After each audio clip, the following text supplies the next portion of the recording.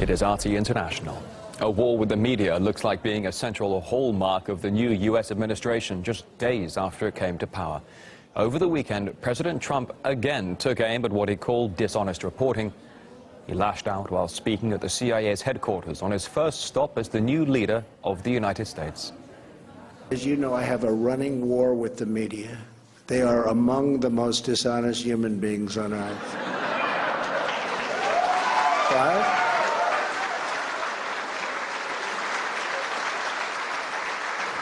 Well, amid his remarks, Trump took umbrage at a number of reports about the low turnout for his inauguration ceremony and comparisons to the crowds that packed the mall for Barack Obama in 2009. Now, Trump's press secretary claims Friday's event had been, and I quote, the largest audience to ever witness an inauguration. He went on to add the new administration would hold reporters of false news to account. And the war between Trump and the media does not end there.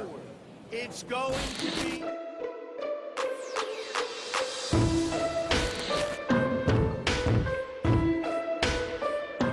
Donald Trump's oath of office means nothing. He has nothing but disdain for the rule of law and the Constitution. This is one of the most radical inaugural speeches we've ever heard. I think the content of what he said was disturbing. But on his first full day in office, he used his bully pulpit to deny reality. Some members of the media were engaged in deliberately false reporting.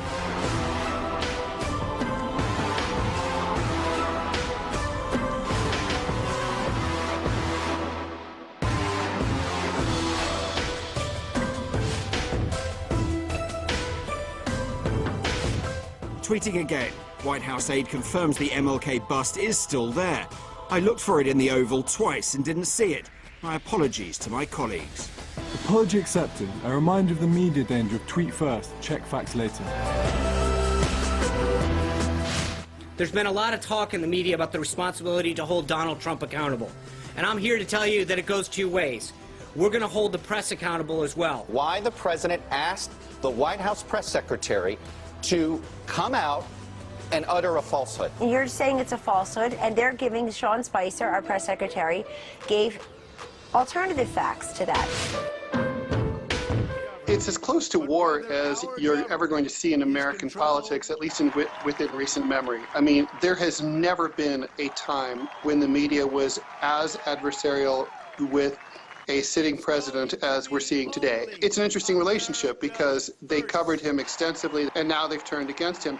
I think they viewed him as playing the role of the class clown who was going to be fun for a few quotes and to bring in ratings. And then they were kind of horrified to discover that he might actually win, and even more horrified when he did win. Neither side trusts or likes each other, and it's been like that way for a long time. But it's a love-hate relationship because they both desperately need each other.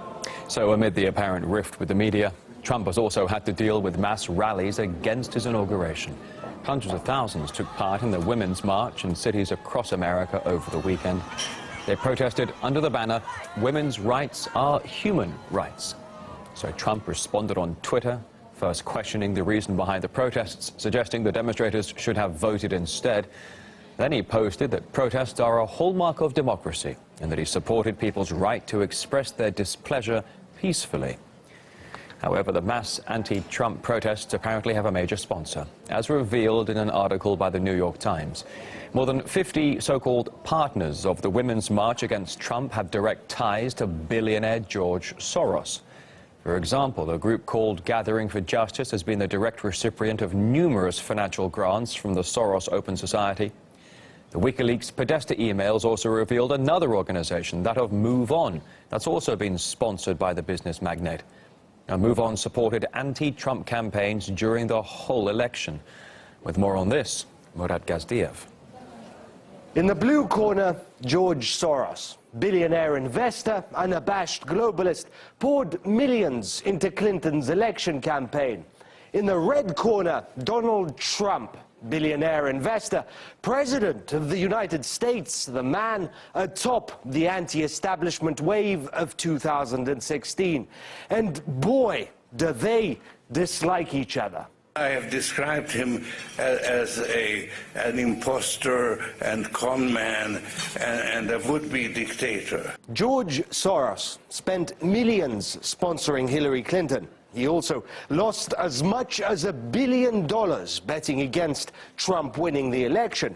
So it's no surprise he had plenty of anger to vent.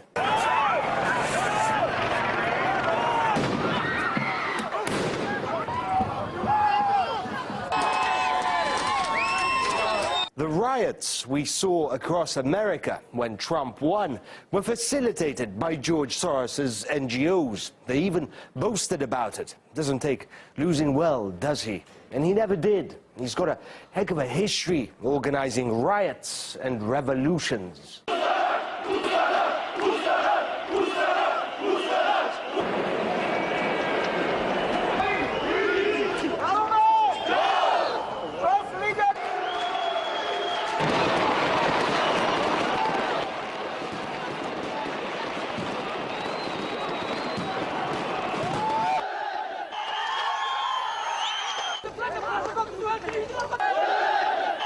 Soros has a well-earned reputation. He's smart, cunning, and dogged. But to bring down the President of the United States, the most powerful man in the world...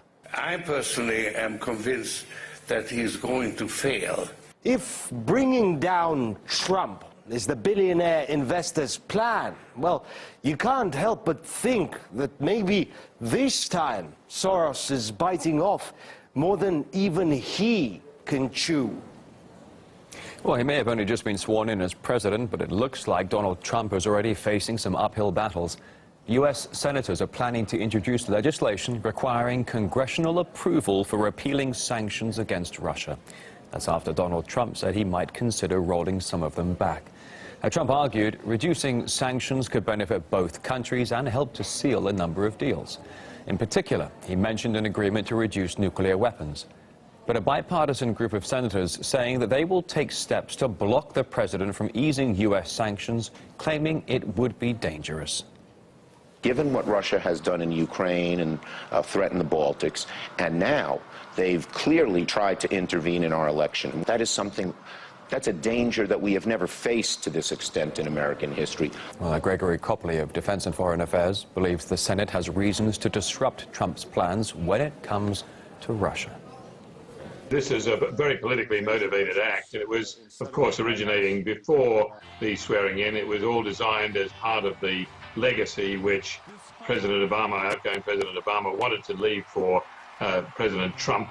He wanted to make sure that he had a grave difficulty in maintaining any normal strategic policy at all, and particularly with regard to Russia. There are a lot of people in Washington who still live in the Cold War mentality and want to see Russia as the continuation of the USSR, so they're willing to accept pretty much any allegation. You know, what evidence is there that Russia did interfere with the election process? None at all. There's a lot of material around to show that the Obama administration itself interfered with the election processes in Ukraine, in Israel, and in other countries. So let's look at that as well.